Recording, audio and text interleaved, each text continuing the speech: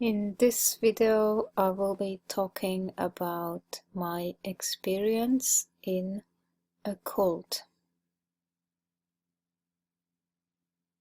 And this is a book written by a former member of the same cult I was in.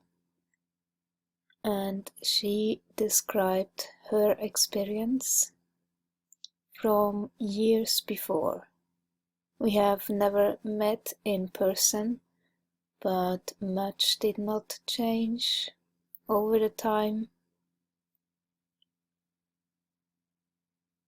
So our experiences were very similar, right down to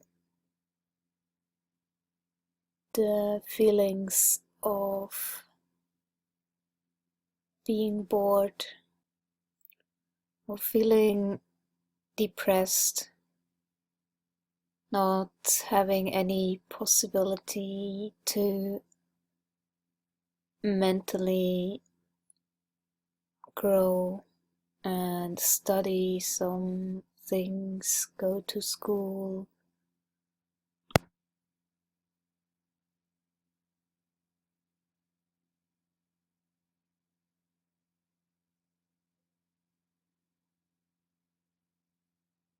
And Jayanti had quite another experience in terms of being in the inner circle, which I was not. So she had everyday connection to the fake guru Sri Chinmoy. Sri Chinmoy died in 2007, and I was in the cult from 2000 to 2011. So I pulled through 4 years more after the guru had died. So of course they make it look like a good chosen death, but actually this fake guru was very, very sick, probably diabetic, and he died of a heart attack.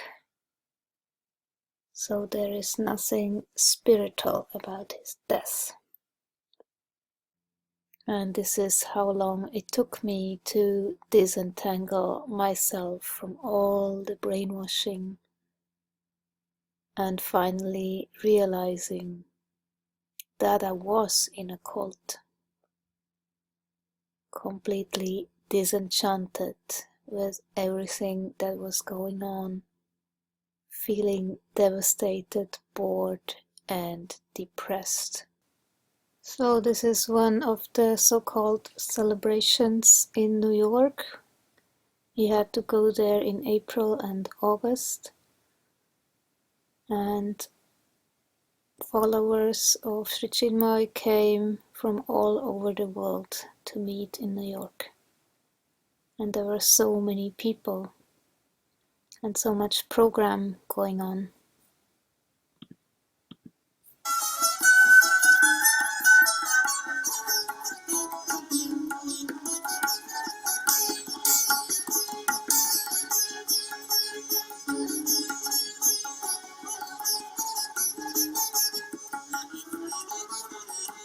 People had to sit on the floor because there was not enough space.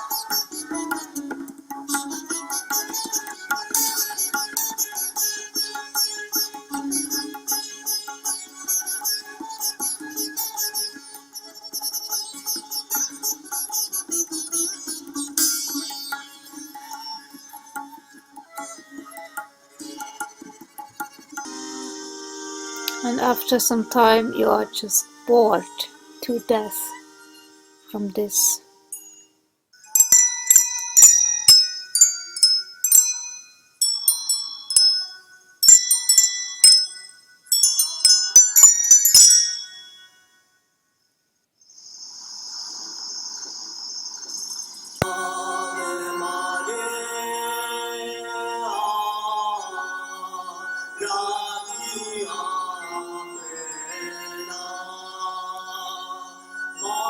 And he said of himself that Saraswati had told him he was a supreme musician, but he never was. And we had to pretend we liked his music, of course, or else you would be considered as unspiritual. So this is the author of the book. In a Sari is, in a sense, two stories. It's the story of my family and the story of my life, and it's also at the same time the story of how a cult is formed and how it grows and evolves and changes over time. And for me, the two stories are so intertwined that I can't separate one from the other, because my family began as a result of Sri Chinmoy and his mission, and it grew and evolved in the ways that Sri Chinmoy wanted it to. So the two stories are, in a sense, so combined at the root that the book tries to weave the two together and show the journey that both took along the way.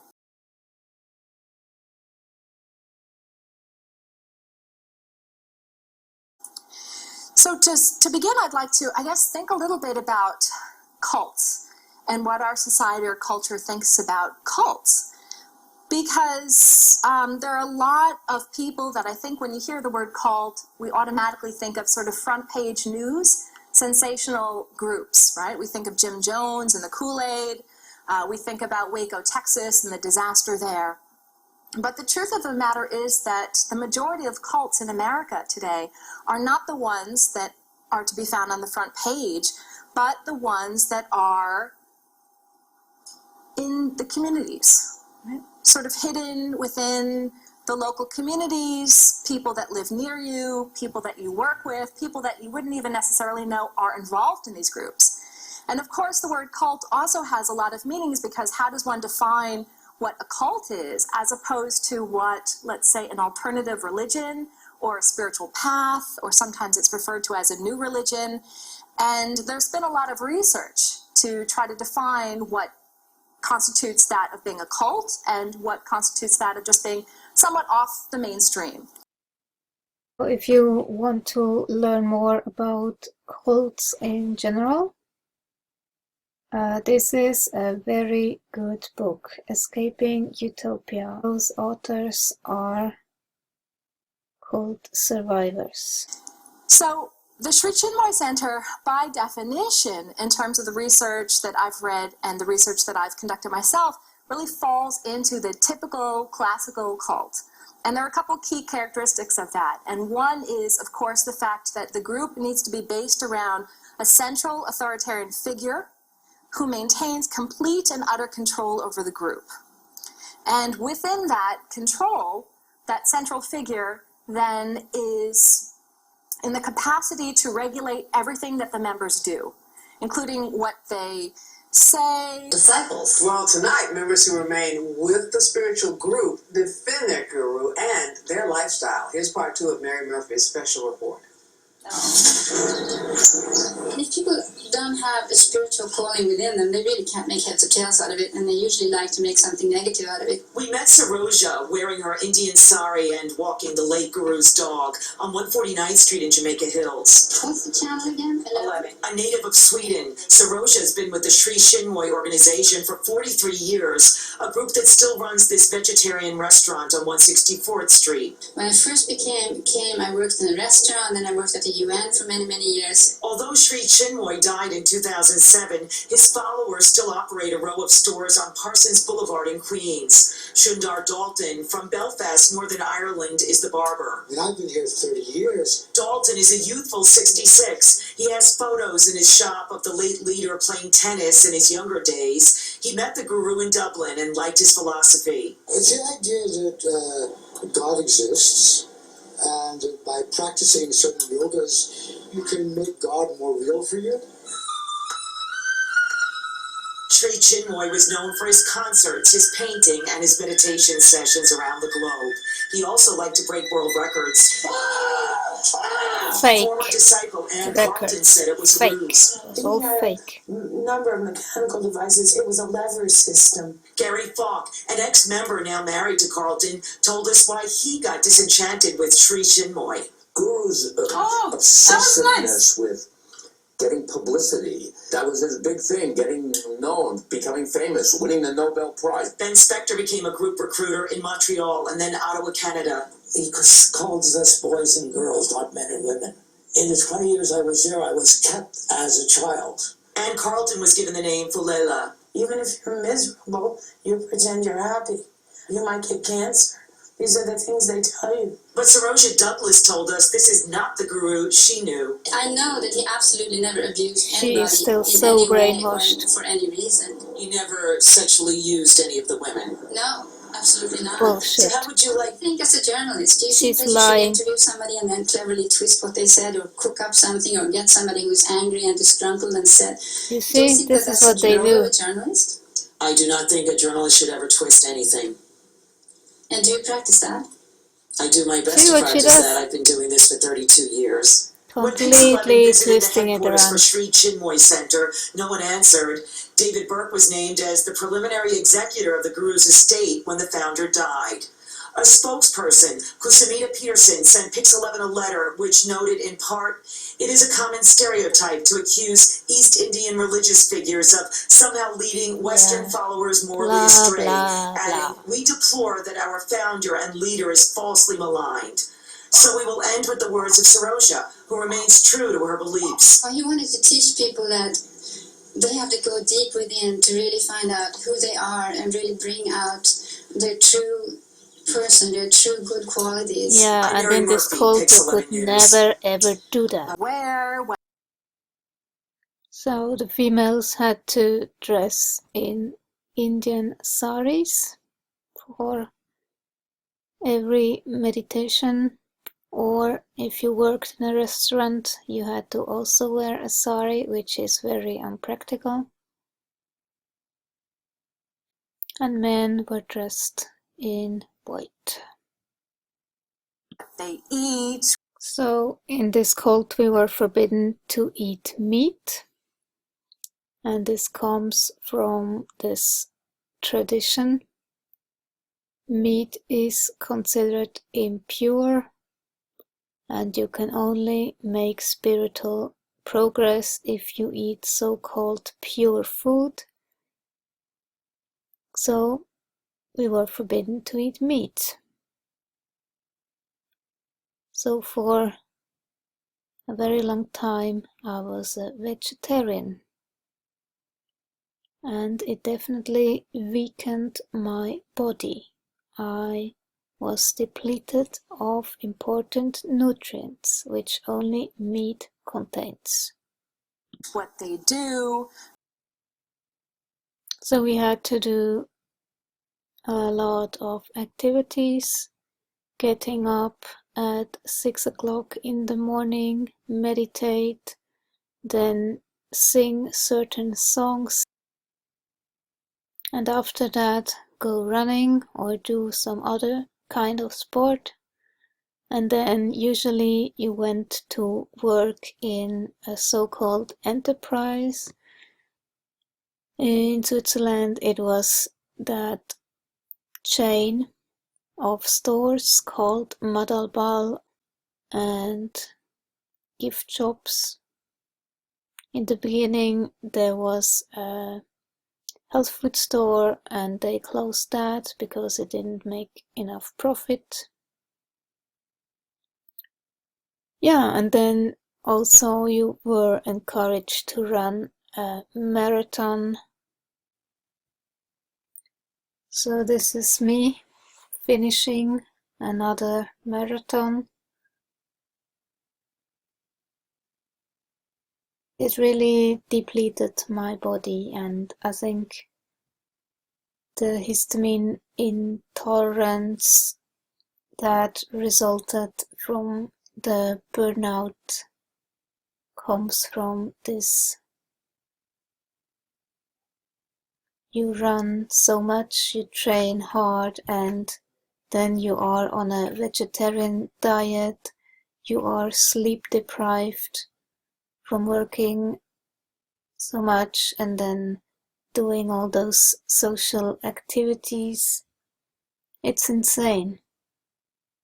And for me, 3 years later, 2007, the result was that burnout.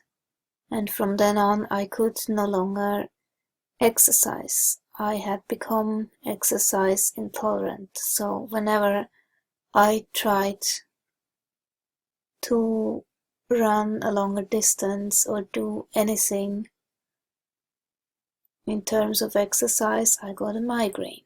I felt exhausted. I got muscle pain. So I stopped running as a result. And I pulled out slowly but steadily, stopped going to all those meetings and social interactions, even the weekly meditations. And it was healing. In 2011, I had an accident and I was 3 months at home with a torn ligament. And this turned out to be a real blessing because I had already started to do Tai Chi outside of the cult, to have some type of exercise that I still could do, and I had connected with other people that were not members in the cult. It was actually very healthy. It was strictly forbidden connecting with people outside of the cult, but since the guru was dead, people started to do what they wanted. New York was far away, and yeah, I was disenchanted and I needed a change. And while I was connecting with new people, I started to see more and more how this was a cult, and I wanted out. And started to do research. I started to look for another job. During those 3 months I was at home with that torn ligament. So this was my way out. And in 2012 I went on a China trip with the Tai Chi group. This is our teacher. This is me with my Tai Chi teacher, Li Rongmei. This was really a blessing to start Tai Chi. It was a door into life out of the cult. And during that China trip in 2012, I had decided I would eat everything, and I ate meat. After almost 20 years of being a vegetarian, and it felt very, very good. Unfortunately, I still had to try veganism, but in the end, finally, I came back to eating meat because it's really the most healing and nourishing food that there is. And this is in the Gobi Desert.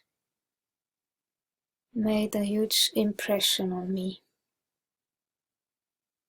And this China trip was really liberating. It was stressful, too much noise, too many people, and chaotic organization, but it was really liberating. In the cult we were not supposed to travel by ourselves, only go to those trips that were organized by the cult.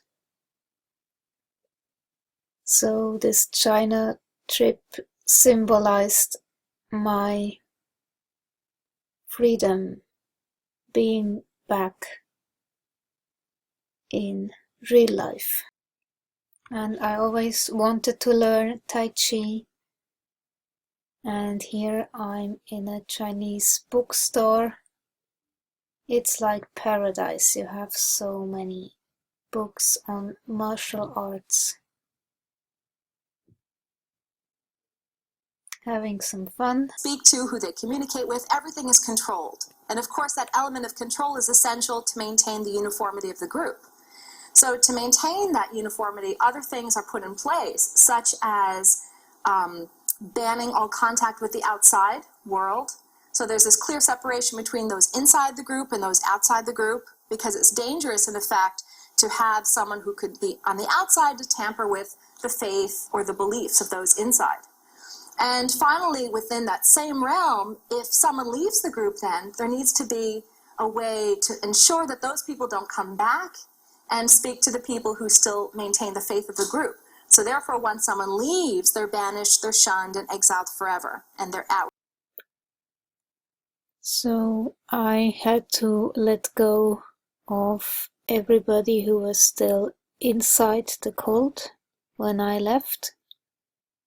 And this is my dear friend Erica from Australia. I liked her very much, and she was very funny and entertaining. And yeah, it still pains me that we have to part ways, because the cult doesn't allow people to be connected with people who left. So I'd like to give some background about Sri Chinmoy himself, the leader of the group. Sri Chinmoy was born in 1931 in a small village called Dhaka, which today is in Bangladesh, India. And he was the youngest of 7 children.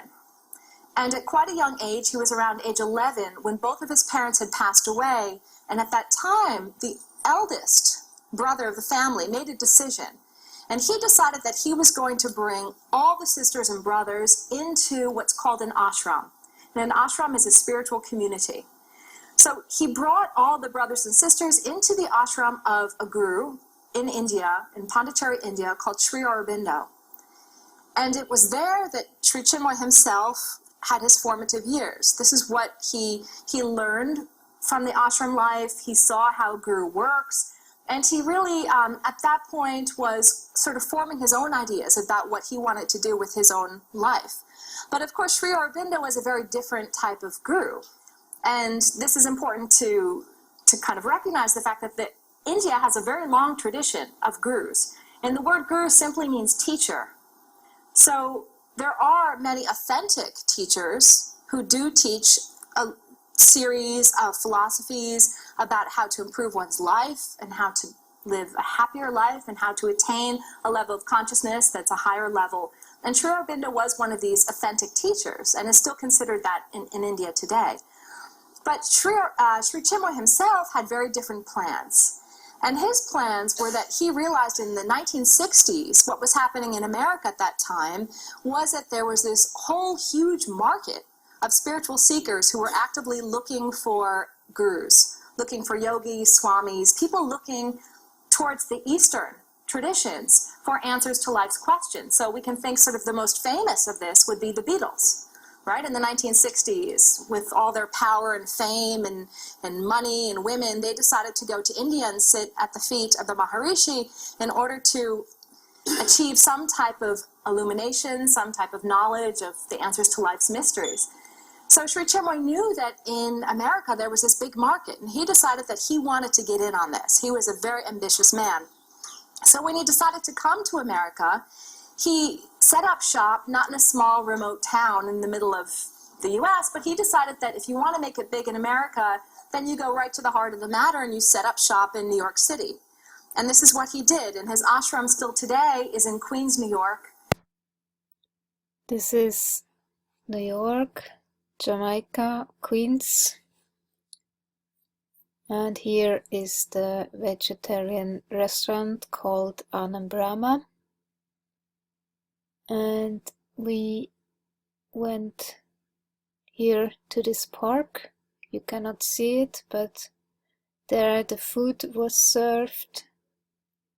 Probably still today is still served in the park.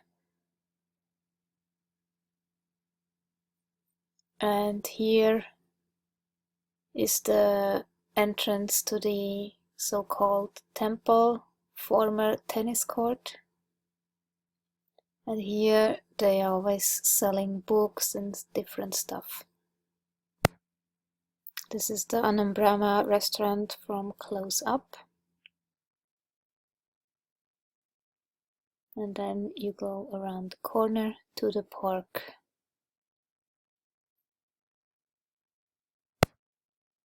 So you see, even they have closed because of that.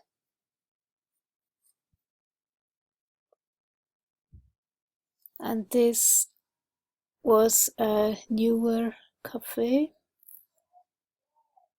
I often went there to have some nice coffee and have a chat with somebody.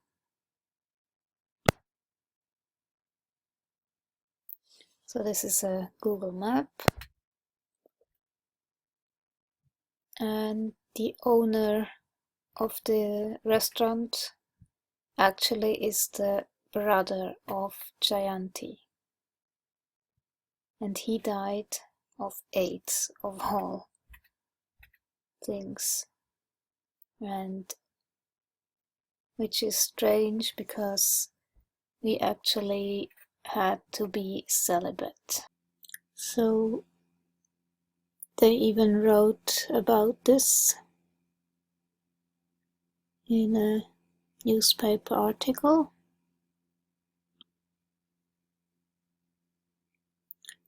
Celia Corona Doran Suchatala. I actually knew her in person. We once found a little kitty in New York being hidden under the seats. She was a very nice lady, and I'm really sorry for what happened to her.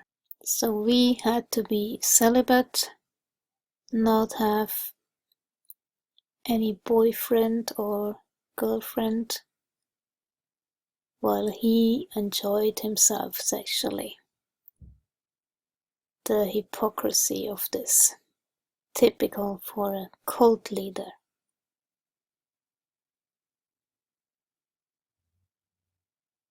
So they mentioned Jayanti's book, which is good. It's really an eye-opener. When you read that, you know you are in a cult. So here Jayanti's brother is mentioned, Ketan, which was the owner of that cafe.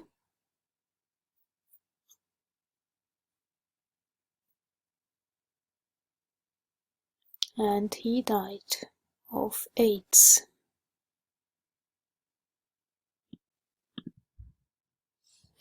So I'm not sure who is the owner now, but obviously it's still open. And you see they always cite those things like world records and talking about Chinmoy. What does this have to do with a vegetarian restaurant? I don't know. It's always the propaganda. So when he arrived, he again was just a small-time guru giving meditation classes, and he was trying very hard to bring in new people and start his mission. So I'd like to read a section that explains how I entered the picture, because on the night that my mother went to a meditation, and this at this time the Guru lived in the East Village, and he lived in a tenement apartment.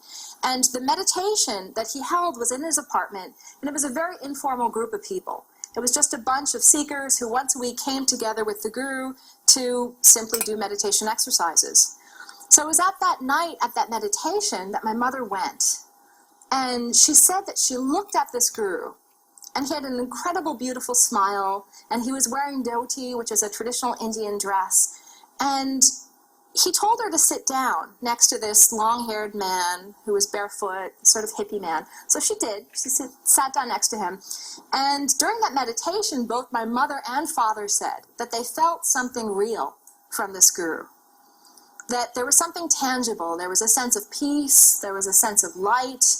And at the end of that meditation, they were both so impressed. And the Guru said to my mother, if you want to make fast progress in your spiritual life, I'd like you to do two things. I want you to become my disciple and take initiation from me, and I want you to marry the man that you're sitting next to. So while it seems improbable, I think, for a lot of us, my parents agreed. And it was really this leap of faith that they took. And again, both of them felt as though this was the person they'd been searching for all their lives. This was the holy man who was going to bring them to nirvana. This was the person who was going to answer all the questions that they had. And they did. They became disciples, and shortly after, that's when things started to change. So I'd like to read a section from the early part of the book that talks about that change and how I came into the story here. Almost as soon as my parents committed themselves to Guru as full-time disciples, Guru rapidly changed his small, informal meditation circle into a structured organization. Since Guru wanted all his disciples to expedite their spiritual growth, he prescribed a lifestyle that, according to him, would guarantee the quickest route toward self-perfection. He prohibited all activities he considered dangerous detours: alcohol, caffeine, smoking, drugs, TV, radio, movies, music, newspapers, magazines, books not written by Guru, meat, dancing, and pets. In addition, all disciples were to remain single. According to Guru, traditional families created insurmountable tangles and distractions that at best delayed, but more often derailed, true seekers in their quest for enlightenment. There were, however, a few exceptions. Guru sanctioned certain unions that he arranged and labeled as divine marriages, created to encourage intensified spiritual practice to achieve faster than the fastest progress in their inner lives. Guru paired a number of new disciples with the mandate that they marry but remain celibate.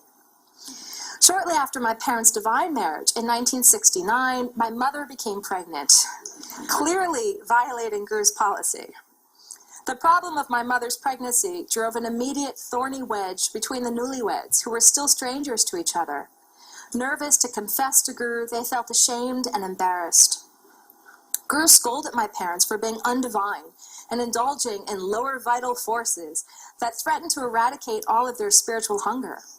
My parents were mortified and pleaded with Guru that their failing was due to weakness and not out of deliberate disobedience. Eventually, Guru's infinite compassion intervened. He pleaded with the Supreme, his word for God, and told my parents that the Supreme was so moved by Guru's prayers that he decided to allow Guru to turn what he called this undivine episode into a spiritual boon. Guru then announced that he had contacted the highest heaven and arranged for a special soul to incarnate as his chosen disciple. My grateful parents humbly vowed to never again indulge in lower vital activities and renewed their undying commitment to Guru to never permit the trappings of family to deter them from spiritual progress. They understood that what held them together was Guru and Guru alone. He served as the foundation of their marriage and lives. As in all great faiths of the world, Guru too had stories to answer the unanswerable, to explain the unexplainable, to rationalize the irrational. His story was me, the miracle child.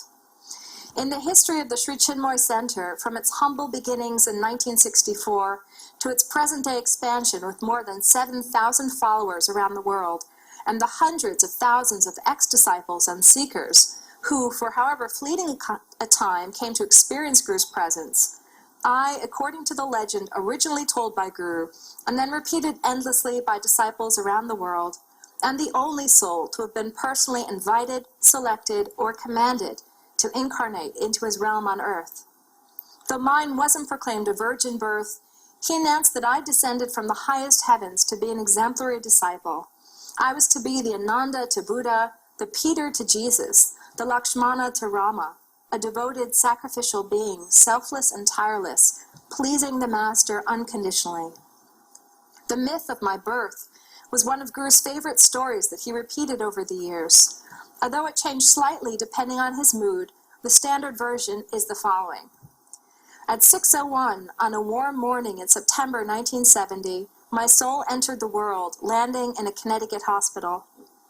My exhausted mother beamed and clutched me tightly to her breast, while my father was in the parking lot waiting for Guru. Guru was being chauffeured from Queens, New York, and as soon as he arrived, my father escorted Guru directly into the nursery. According to Guru, my first darshan, official blessing, occurred an hour after my birth. Guru walked up to the window and spotted me. I, like the other shriveled, stunned newborns, was asleep. Guru had brought with him my name. In Eastern traditions, a spiritual name means receiving a new life, a new identity. My mother, originally Kathleen, was given the name Samarpana by Guru, and my father, originally Tonis, was renamed Rudra. My parents would never have considered naming me themselves. I was Guru's. He picked out the name Jayanti, meaning the absolute victory of the highest supreme. Guru started meditating on me, sending me an inner message to wake up and respond to his presence. In the first of many of my great acts of disobedience and disappointment, I continued sleeping. Again, Guru intently concentrated on me, attempting to stir me, yet I offered no reply. Feeling frustrated, he inwardly told my soul, "Is this your gratitude? I specially chose you from the highest heavens to come to earth to be with me, and this is your gratitude? You do not acknowledge your Guru? Bah!" At this point, I uncurled my fingers and moved my hands together in a prayerful pranam, opened my eyes and slightly bowed my head and neck into my chest. It was a perfect moment, an act of unconditional surrender, of pure bhakti devotion. It was miraculous and yet expected. It was my first test and I had passed it, cementing my status, cementing my bonds.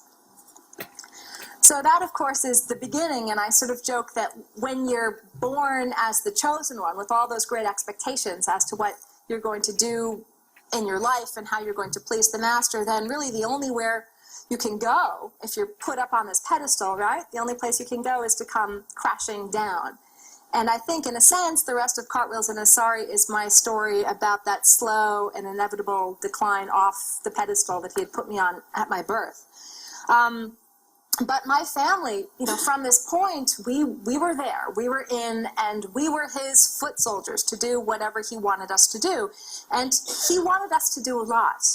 Because Sri Chinmoy had, as I said before, he had these great ambitions, and that's what brought him to America from India.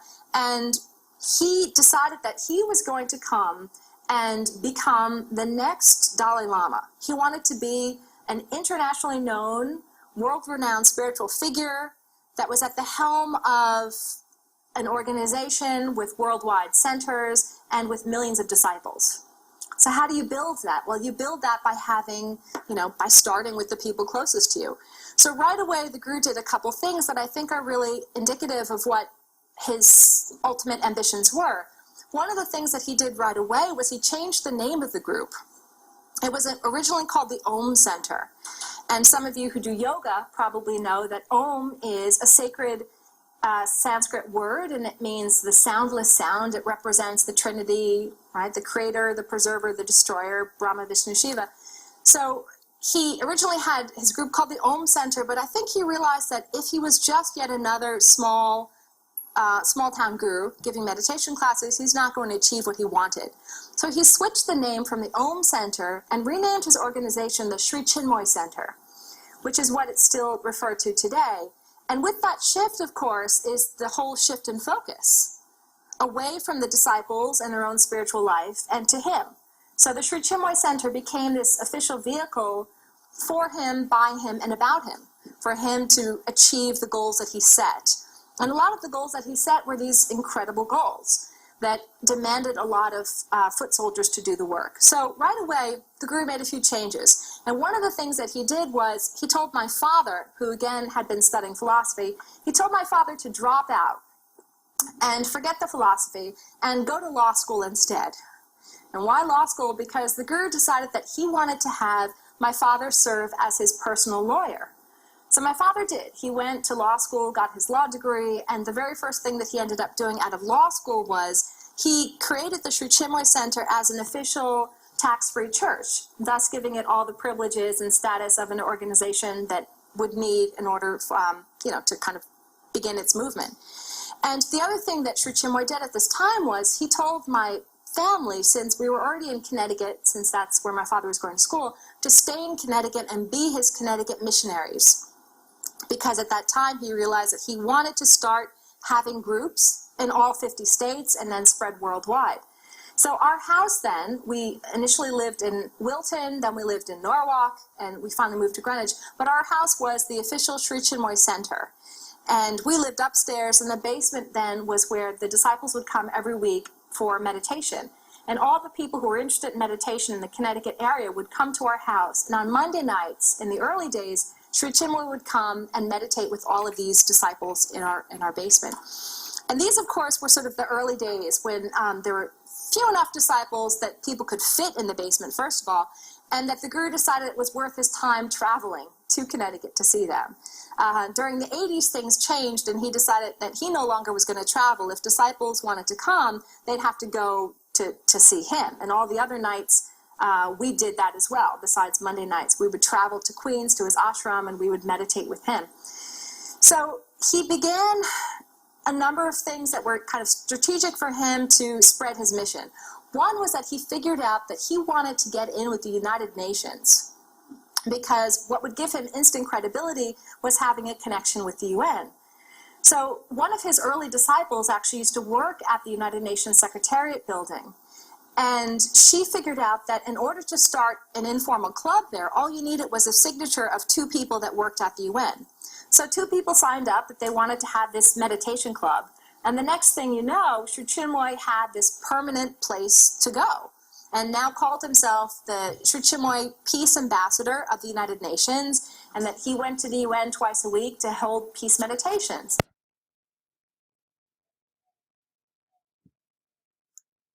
Yeah, that was a very clever move.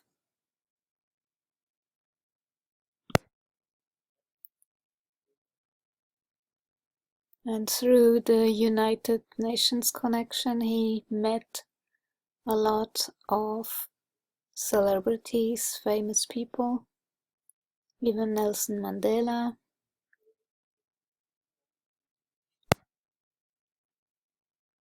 And the so-called big shots singing groups would go and have concerts there. This is how we were dressed. Girls in a sari and boys in white.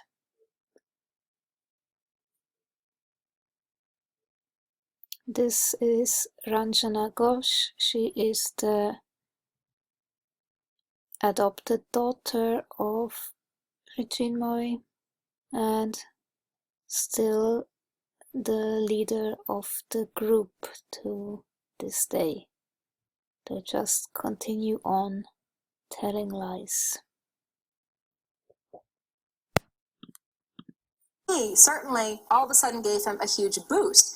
He ended up courting the Secretary General at that time, U Thant, and U Thant came actually to one of Sri Chinmoy's meetings and had photos with Guru, and then Sri Chinmoy used those photos then to meet other people, and that's how he started meeting with all these world figures and celebrities, because of course when other people see, oh well, U Thant said it's okay, then the next person would say the same thing.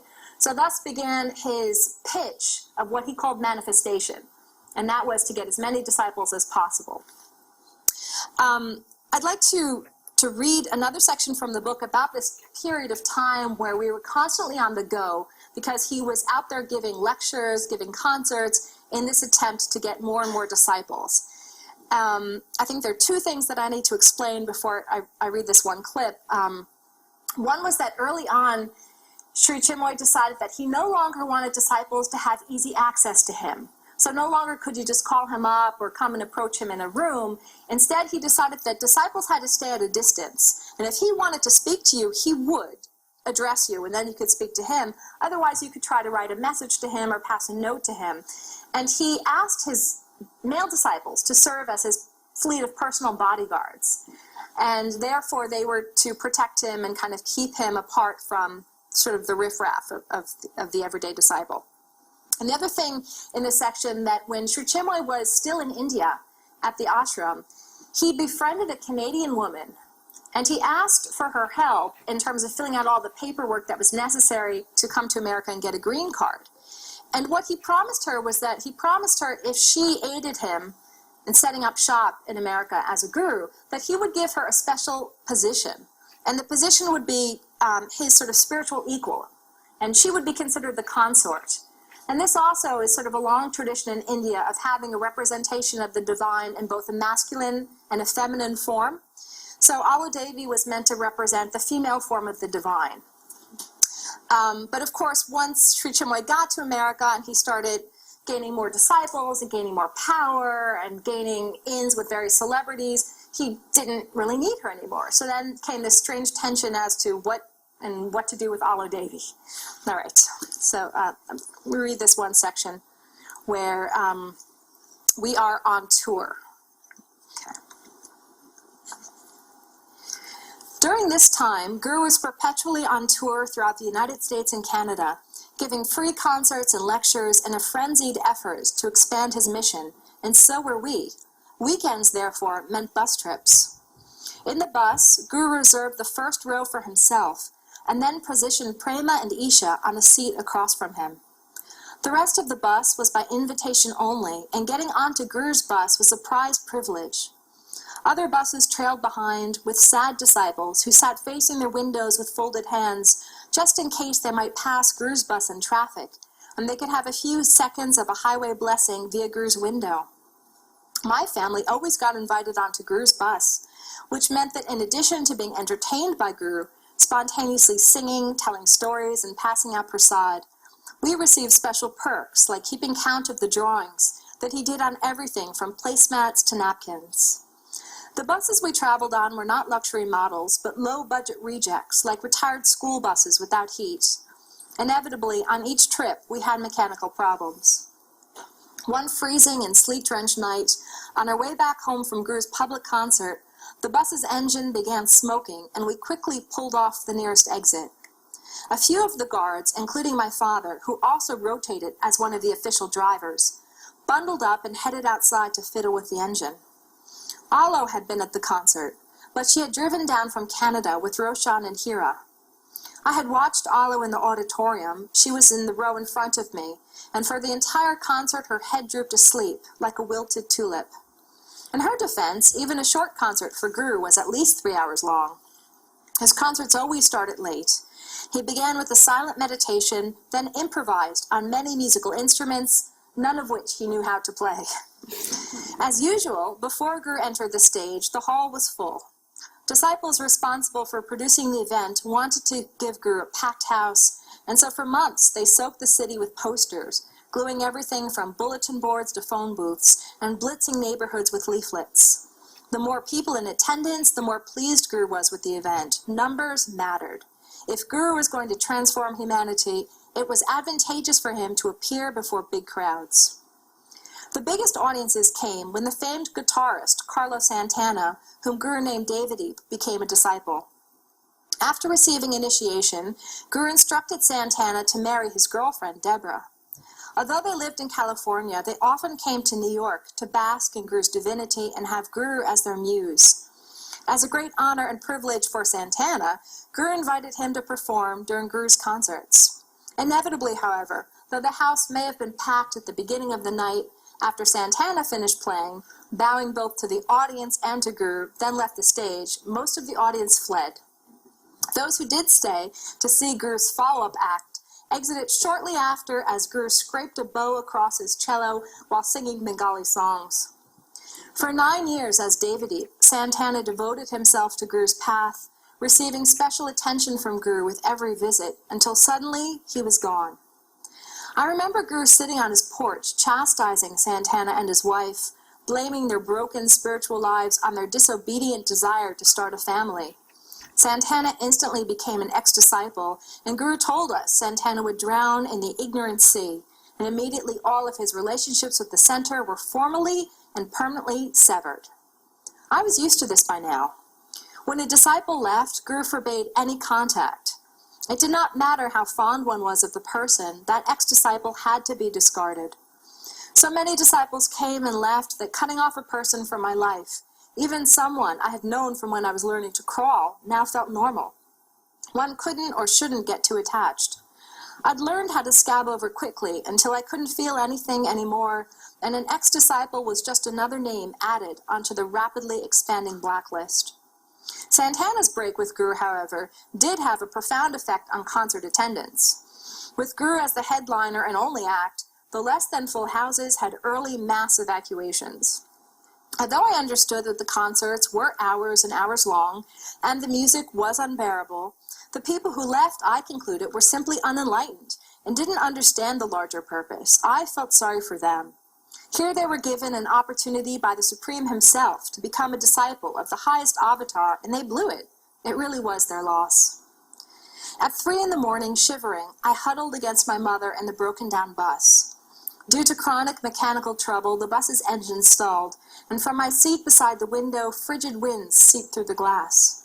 Besides the distant beads of light from the highway, everything outside was dark. I sighed with the realization that if the bus was repaired within the next hour or so, I might still make it home in time for school. Not only would I not have had any sleep, but my language arts report, like the majority of my homework, had not even been started. When I asked my mom if she thought I'd make it to school on time, she told me not to worry, that she would happily call in sick for me. With all of my absences, I was the sickest kid enrolled, the local hypochondriac. I didn't mind, since I always felt absent at school, even when I was present.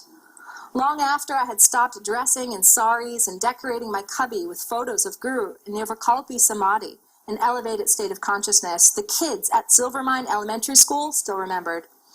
Tommy Frangelo, a boy who lived down the road from my house, told a legion of kids that he saw my family sacrificing a monkey and then drinking its blood. Because one of the ancient Hindu sacred signs is a swastika, it became standard knowledge that on top of everything else, the Tamms were Nazis too. Guru woke up. "Oi, are you people still alive?" Guru asked, tapping on the microphone of the bus's broken PA system. "Or are you all in the sleep world?" Toward the front of the bus, a few muffled murmurs responded from beneath mouths wrapped with scarves. "I am in such pain, excruciating pain," Guru said. I knew Guru hurt.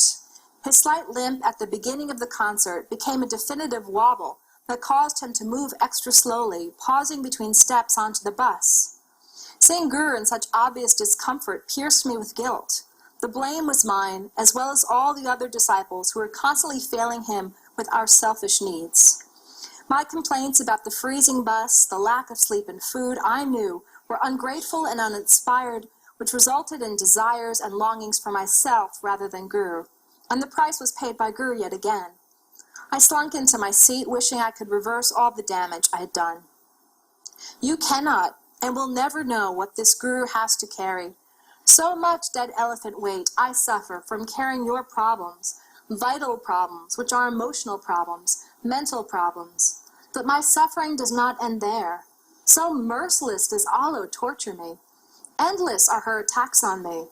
Her fierce jealousy and her demands create such problems. You people will never know what type of problems she makes for me in the inner and outer world. She is determined to make me suffer and to make the Supreme's will suffer. The pain you see I have in the outer world is so insignificant to what, at every moment, I have in the inner world. Most excruciating, Allah is responsible for wanting to ruin me and the will of the Supreme. I had never heard Guru speak about Allah in such a blunt and negative way. From the disciples, I had learned that joking about Alo in her absence and worshiping Alo in her presence were politically advantageous. Beyond that, I overheard comments Prema and Isha tossed over their shoulders at meditation for a warning that the witch was returning to town. But I had not realized the severity of Alo's effect on Guru and the suffering she caused for him. I knew my own ignorance and lack of spiritual aspiration created his pain. He had given me proof in a written statement proclaiming my worst quality. 3 years earlier, at a fundraiser for $25, disciples could stand before Guru as he wrote out their worst quality. My parents thought this was a great idea. For a special gift, they signed me up. After my term was over, I needed help from my mom to explain what it meant. Deliberate disobedience on the lower vital plane. I did not understand. My mother informed me that the lower vital plane was the part of the being that harbored impure thoughts, emotions, and desires. At 9, my impure thoughts had been that Caton could be a jerk, and my dad wore the same stinky, sweaty t-shirt that he had run in, and then dried off on the radiator for the remainder of the day. To witness Guru speaking about Alo now, with such pain in his voice, was new and surprising. The problem of Alo obviously was dire, but as with everything else, I had been too selfish and unaware to notice. What was wrong with me?